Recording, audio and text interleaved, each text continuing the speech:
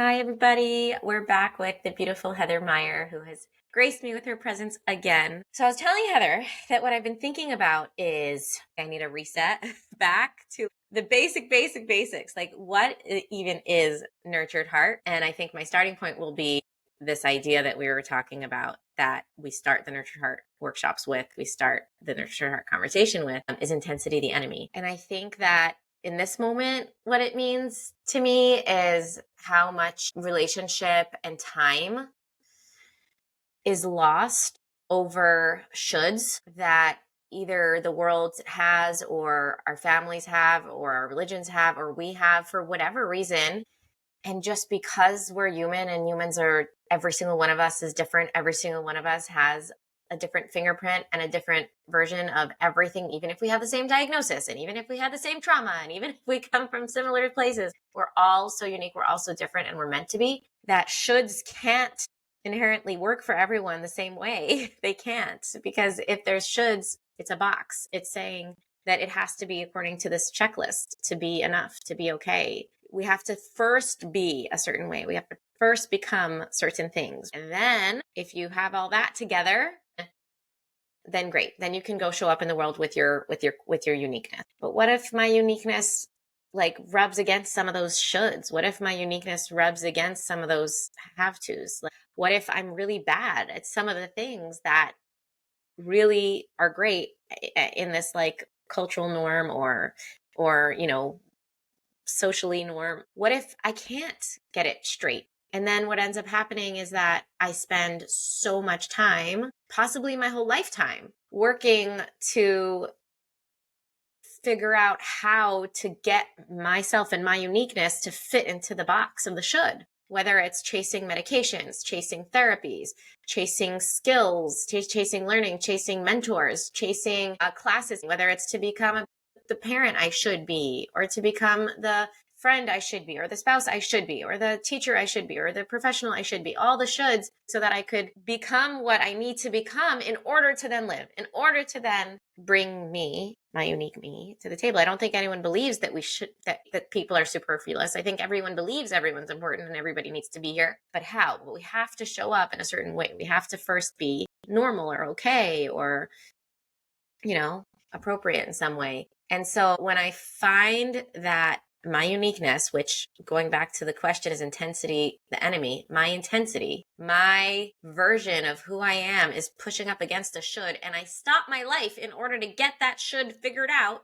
I'm wasting precious time, my precious life, my precious self, and holding back on being me and holding back on relationship and holding back on moving forward. And that is making my intensity a life sentence. It's making my shortcoming, my problem, like be the enemy. And what happens if I can't fight it, if I can't win it, if I can't overcome it? Then that's it. Then I'm doomed, then I'm doomed. Then I'm depressed or anxious or self-harming or numbing. There's people who can show up for all the shoulds most of the time, enough of the time that they can also be themselves and find their profession in life. And I think that the intense kids that created Nurtured Heart are the ones that kind of brought us deeper into looking at all of this, because they can't, they won't, they can't have the behavior all the time that they should have. They can't show up in the world the way the world wants them to. They can't always just be who we want them to be and be quiet, but take up space, but not too much space, but, like just all the shoulds. And so, well, what happens is because we need our kids to be a certain way, or we need to be a certain way, we end up focusing on that and spending all the time with that. And so the relationship is all about problems. The relationship is all about what needs to be fixed. And so what a kid learns from that is either let me be as little of myself as possible, which, let me be as good as I can be and not show myself, because myself doesn't fit in with the box. Who I really am is too much for people in the world. So I'm going to choose to be like approved of and just let go of relationship for who I really am, because if I am who I really am, it'll be negative and I don't want that. Or I learn I'm too much for everyone. I can never be the shoulds. I'm never going to make it anyways. So throw it to the wind. Like, I'm just going to be my full self in your face and throw all the approval and the rules and the shoulds out the window. I'm just going to be as bad of a bad kid as I can be. Like, I'll be the best bad kid there is. And just they become so big, all of their big selves, but without any sort of successfulness in reeling themselves into productive purpose that they're here for as well. So is intensity the enemy? So I guess the gift of nurtured heart to me is like, what if we don't have to fix things before we can live? What if intensity doesn't have to be a life sentence? And it's not only what if I could sort of ignore the bad stuff so that I can only so that I could focus on the good stuff and spend my life and my time and my relationship on the good stuff, because life is short and who knows when, so just ignore the bad stuff and grit my teeth and just white knuckle my way through it. What if intensity is not only not the enemy, but what if intensity is incredible and is a gift and it's okay for us to look different? What if finding out what's pushing up against the shoulds and getting to know that and getting to know its superpowers and its uniqueness and giving it space to awe us and wow us, what if that's okay? And I think nurtured heart gives us permission for that.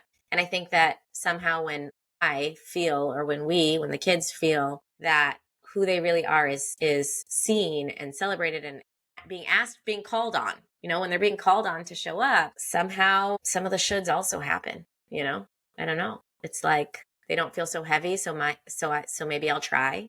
And then we have ourselves and kids trying too, because it doesn't come with that shame of our existence. Okay, Heather, I want to hear what you're thinking about everything I'm saying, or just even about that question, is intensity the enemy? Like, what does that mean to you? For me, like the phrase that intensity is our life force that Howard Glasser explains is our intensity is our life force. It is our blueprint of everything that we are. Like it is the blueprint of our creativity and our contribution and our way of connecting. Our life force, that intensity. I've sat in many groups of people. Raise your hand if you want somebody to take your intensity away. It's your personality. It's a piece of who you are. It has your purpose in it. It has your passions in it. And it's as I'm hearing you, and that message that we can all get, that we're not enough, and everyone with the best intentions. I always say it's by bicycle age. It's everything goes from the applauding, yay, yay, yay, to yay, get up, yay, to nope, get up. And suddenly there's a shift at bicycle age where it's like, okay, I have to help you, and I have to help you fit into society, and things become less about that connection and celebrating the connections to move things forward into that direction of, because I love you and I fear the bad that could happen to you, this is the way it works. And I think we find more and more every day that it's not working. That intensity gets more awry, whether outwardly or turned inwardly and destructive. And the beauty of the approach is, oh wow, regardless of what's going on, I choose to see you and see the gifts that are coming from your expression of who you are. And I also like to look at like that life force but that life force can also get locked up. I don't think there's a lack of life force. I think it gets locked. It's by that person that's so depressed that they can't get out of the bed anymore. Because we don't always necessarily take the time to even look at what's happening there, and how to be present with what appears to be a lack when there may not be a lack at all. So it's such a challenge, because there's this instinct to protect and this instinct to we do need to create order, right? There does need to be rules. There does need to be order. Does need to be structure. When we're coloring a picture, in my mind, it's almost like, does nurtured heart say, hey, guess what? It's okay if you color outside the lines. Maybe there's a time and a place you have to color in the lines. And maybe there's a place where it's okay that you just created a whole bunch of cool stuff outside the picture on that page. So yes, how do nurture the truth of who someone is, while also through the lens of love, rather than accidentally through that lens of fear, help navigate and have them understand the world they are in, support them to grow strong inner wealth. Because I'll tell you, the more intense a person is, the more they are going to be the ones that change the rules, that support that coloring book to kind of be like, all right, let's do murals on buildings. And I think that is a key to the approach too. We can be so reactionary out of fear, the fear that comes from that place of love. Again, like, I want my kid to be okay, or I don't want somebody to hurt my kid because of this, or I don't want this to happen to me if I say that. I've got impulse control. There's the fear, but I love myself enough and I want to be with people. So I have to, all the different ways that love and fear can collide with each other. And it's like, oh, how do we channel that into something that's more pure in connection? And I think that's what the approach is about. Can we connect through building inner wealth? Can we grow it within ourselves so we're operating in a place of creativity rather than reactivity? Yeah. In Nurtured Heart, I'm not throwing anything out. I'm not saying no more shoulds, no more world, no more cultural norms, no more social norms. It's almost like if I did that, I wouldn't be believing in the person. I would be believing the negativity. I'd be believing that the intensity is so, crippling that this person just can't be in society the way society, in a productive way. So I'm just giving up on them and letting them color. It's like the coloring book, like, just like do whatever. Like, just, I'm not even going to tell you what the lines are. I'm not even going to explain to you how this coloring book works. Like, I don't even care if you like just take it and shred it with scissors. Like, do whatever you want because you can't do it right anyways. It's almost like giving up on the person. I'm not doing that. And I'm not either being like, stay in the lines, and like, oh, you went out of the line. It's this amazing balance. And I think that it's such a paradigm shift that takes such trust and I don't know, like a very, very beautiful heart to decide to really, or desperation. I guess desperation also fuels Nurtured Heart. But to be willing to like say, I'm going to turn everything I know about education, everything I know about parenting, everything I've witnessed about relationship on its head in order to do all the teaching and all the guiding and all the shoulding of the world in this, like before the bicycle. I love that. In this baby step bicycle way of like, here's what we're going to do.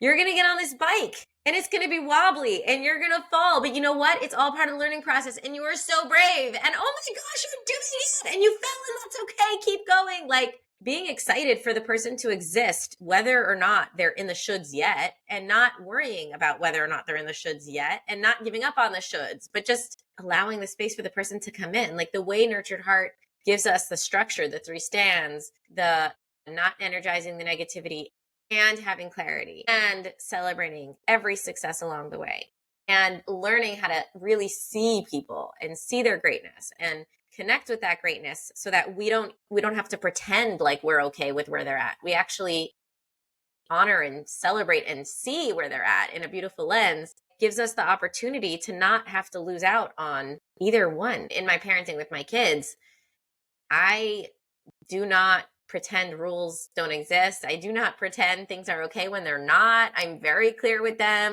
I'm very ready to say no. I'm very ready to say this needs to stop. I have no problem with that. And my kids are good listeners. Like sometimes I am almost surprised. There's never threats. There's never bribes. There's never a sticker chart. And I don't even think about sticker charts or threats or prizes. But every once in a while, I'm like, is this even happening? There isn't this dynamic of I need to control you into being something, but they are being all the things they need to be for the most part. Without that, I guess if nothing else, this is a plug for deep diving into Nurtured Heart deeper because the gifts of it are so astonishing.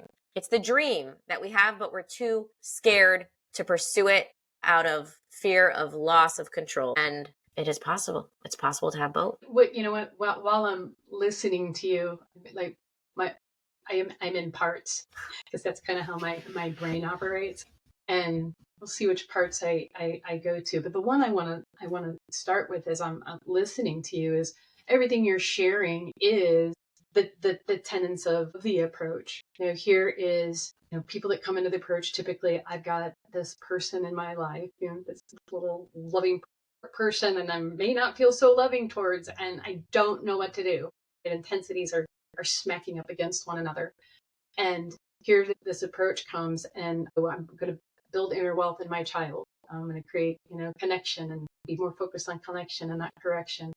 And as you're sharing, like, can we keep those in how the approach and structure of the approach, right? Because we need structure. We need structure to create and to create safety and to create containment and to create clarity for healthy senses of control. So the birth of the approach, we're going to develop inner wealth. We're going to create connection over what's going right and not what's going wrong. I say that right now in that way because, there's nuances because perception jumps in there. And that's the key to this approach, is how you choose to see things. The intention of this approach is what makes it so beautiful and special. The perception of what intensity is, that it's not something to be feared. It's something to be nurtured and supported and to allow greatness to emerge. So that intention of choosing how to see things, I'm going to choose to stay in baby steps and not go into correction. I'm going to choose to stay in connection. I'm going to choose how to see things. I'm going to look for every little way that I can to create connection, to build this inner wealth, and to help myself see that there's more going on than what's going wrong. Because when we love so much that we're in fear, we're going to see everything that's going wrong. It's in our biology, the neuroception. And so the intention, can I ground into how I choose to see things? Can I zoom out? Can I get out of the fear mode enough to settle myself, to zoom out and see the bigger picture of what's happening? And so that's where those 3 stands come in place. No, I'm not going to energize negativity. Okay, there's intensity going on. I need to love this kid, but I'm supposed to love intensity, but I also can't engage in it. Okay, right? Like, okay, what does that mean? But then stand 2, I'm going to energize the positive. I'm going to energize what's going right. I like to say this as positive as I'm going to try to see things neutrally without the automatic negative story that kind of pops up. Because to me, that's damn positive. We don't have to cheerlead. We can be like, okay, it's good that it's not this, and how great that this is just what it is. And then, stand 3, the clarity, rules. And in this approach, your rules are going to change, right? Because we're driven by values. And like, are the values you're hanging on to, are they helping your child and helping you in your relationship, or are they hurting? Oh, you've got a rule you might need to look at. Are your shoulds helping or hurting you? What's a way of looking maybe at the same sort of thing that you want for your child and just shift it ever so slightly? That's so yeah, there's a little room for coloring outside the lines. And really, like, So when you're yeah, saying like those boundaries, boundaries, can they come from that loving place? Because you don't want barriers. I think that's what it boundaries are is. barriers. And to me, like, I love myself enough to take care of myself in this moment. And I'm waiting for the next moment I can show up to you while you're working out what you have going on with you, while you're having your moment with all of your intensity. I am not ignoring who you are.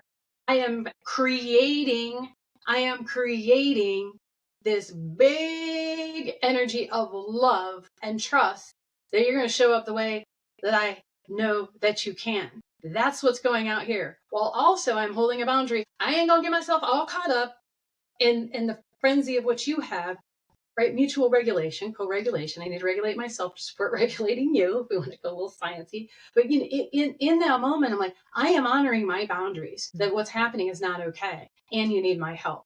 So I am still present for the energy of who you are, and I am holding great space for that intensity that's there. And we are working with that intensity. It's invisible. We don't even necessarily know that we're doing it. But when we come up from that energy of trust, because rather than, oh heck, because you get the chair thrown at you, or you get the thing thrown.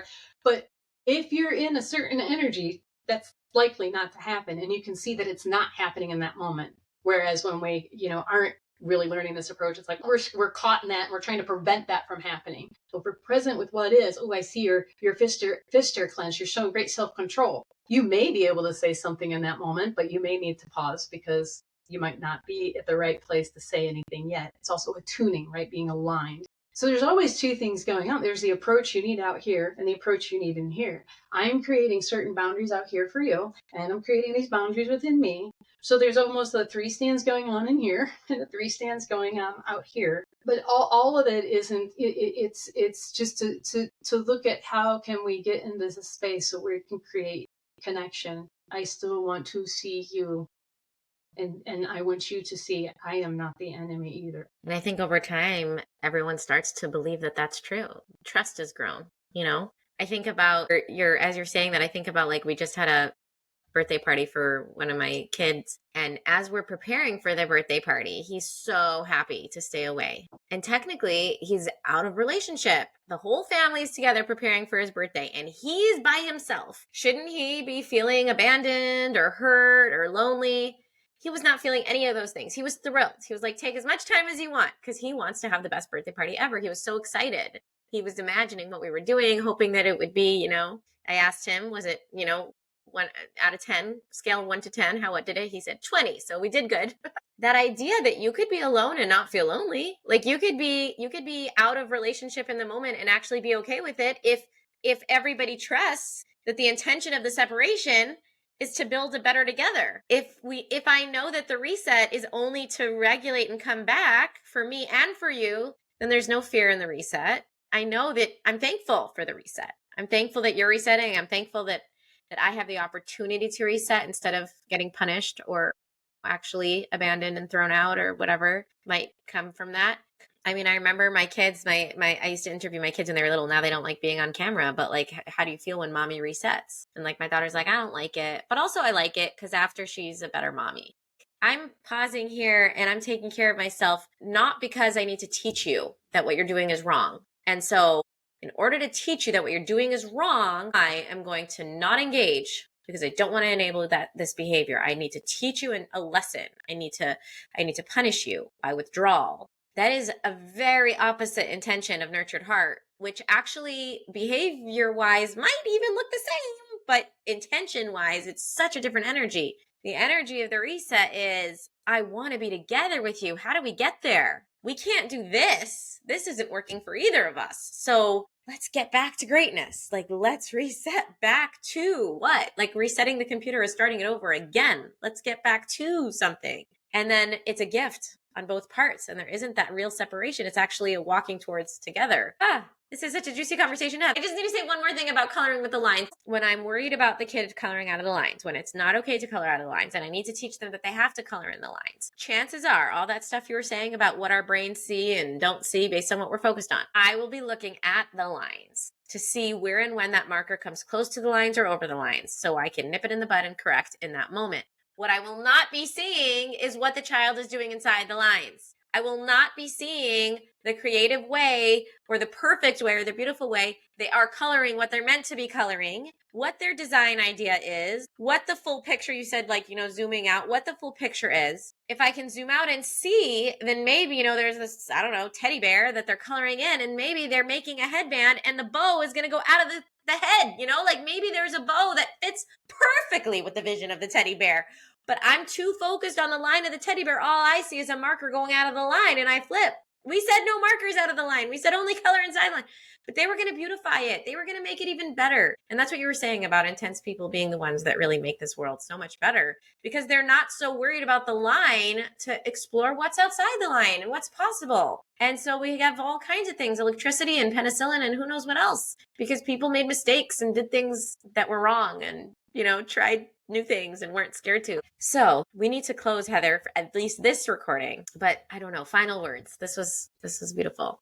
I can't help myself, but I do want to say, like, that when we're responsibly taking care of ourselves, which you shared, responsibly taking care of yourself, you're also role modeling that soothing and that self-soothing, to be able to like lead yourself, never manage, lead yourself through the big emotions. And with your family situation, I just see the beauty in the success of that. And oh my golly, I just love like what you're saying, like the thing that you most want to focus on is, yeah, you're dancing on the edge, baby. I love that, because that's where we want to be. And that also, like, that builds inner wealth. And how soothing to the nervous system when, all day long that kid might be going through pick, pick. And in that moment, like, the beautiful, like, to calm that little intensity in there, just be like, and be all proud, like, what's going on at those lines. It's such, and it's a gift that keeps on giving.